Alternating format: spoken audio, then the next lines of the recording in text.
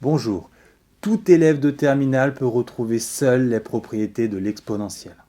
Pour cela, il lui suffit de savoir que l'exponentielle possède les propriétés des puissances et que ces autres propriétés se déduisent de sa courbe.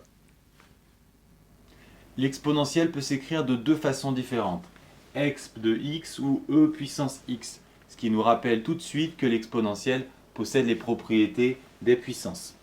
Donc pour trouver ces propriétés, il nous suffit de rappeler les propriétés des puissances que vous connaissez depuis longtemps. Si vous avez le moindre doute, regardez la vidéo mise au point sur les puissances. On s'appuie sur ces propriétés et pour obtenir les propriétés de l'exponentielle, il suffit de remplacer votre base par e. Vous avez ainsi toutes les propriétés de l'exponentielle. Si vous voulez généraliser pour retrouver vos formules de cours, vous remplacez vos exposants par a et b. La grande nouveauté sur les exponentielles, c'est que a et b peuvent être des valeurs réelles. Pour les formules suivantes, vous remplacez par x. E de moins x donne 1 sur e de x. Ensuite, e de x au carré donne e de 2x. Puissance de puissance, on multiplie bien. Formule qui se généralise en e de x puissance n donne e de nx. Et si vous prenez 1 demi à la place de n, vous obtenez d'un côté e de x sur 2. Et je vous le rappelle, puissance 1 demi, on l'a vu dans la vidéo mise au point sur les puissances, c'est la racine. Parmi ces formules, pensez bien à utiliser ces deux formules qui vous débloqueront de nombreuses situations. Évidemment, toutes les formules sont à connaître dans les deux sens. Avec la courbe de l'exponentielle, on pourra obtenir toutes les autres propriétés. Mais comme E vaut 2,71, les calculs ne tombent pas juste. Donc pour se faire la main, on va commencer par tracer la courbe 2 puissance x, qui a d'ailleurs la même allure que l'exponentielle. 2 puissance 0, c'est 1, 2 puissance 1, 2, 2 puissance 2, 4, aucune difficulté. 2 puissance moins 1, 1 demi, 2 puissance moins 2, 1 quart.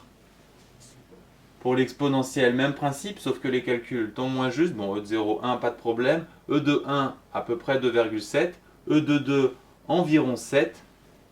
E de moins 1, 1 sur E, environ 1 tiers. Et E de moins 2, environ 1 septième. Si on admet qu'entre les valeurs entières, tout se passe bien, on obtient les courbes suivantes. Avec la courbe de l'exponentielle, nous allons pouvoir dégager de nouvelles propriétés. L'exponentielle est définie partout, donc son ensemble de définitions c'est R. L'exponentielle est toujours au-dessus de l'axe des abscisses, donc elle est toujours positive. L'exponentielle est toujours croissante. Et on peut noter qu'à partir de 0, l'exponentielle est toujours au-dessus de 1, donc toujours strictement supérieure à 1. La limite en plus l'infini est évidente, tout comme la limite en moins l'infini qui vaut 0. Deux propriétés particulièrement importantes. Dans la première, bien noter que l'exponentielle est toujours positive pour n'importe quelle valeur de x. Donc par exemple, pour moins 50.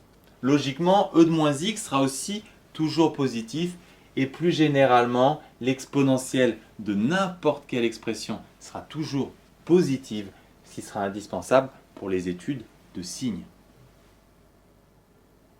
L'exponentielle étant croissante, comme toute fonction croissante, elle conserve les inégalités, ce qui se voit très clairement sur la courbe, puisque si b plus grand que a, exponentielle de b plus grand qu'exponentielle de a.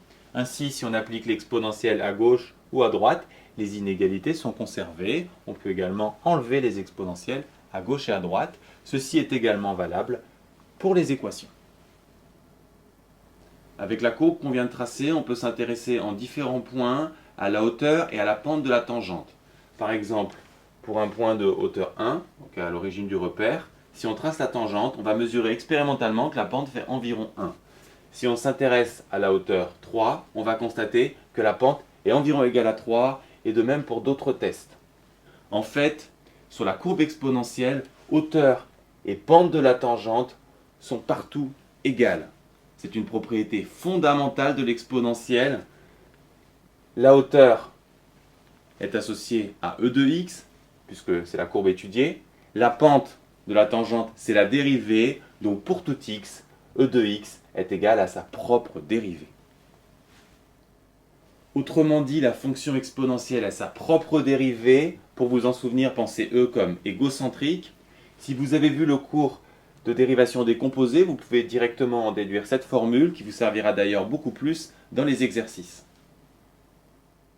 Dernier point, cette propriété explique pourquoi E a été choisi environ égal à 2,71. En effet, si on prend n'importe quel autre nombre que E, à la puissance x, il ne donnera pas sa dérivée. Ainsi, on a choisi une valeur très compliquée à E pour, en contrepartie, avoir une propriété très simple.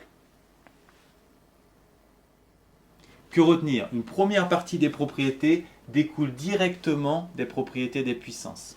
Les autres propriétés se déduisent de la courbe.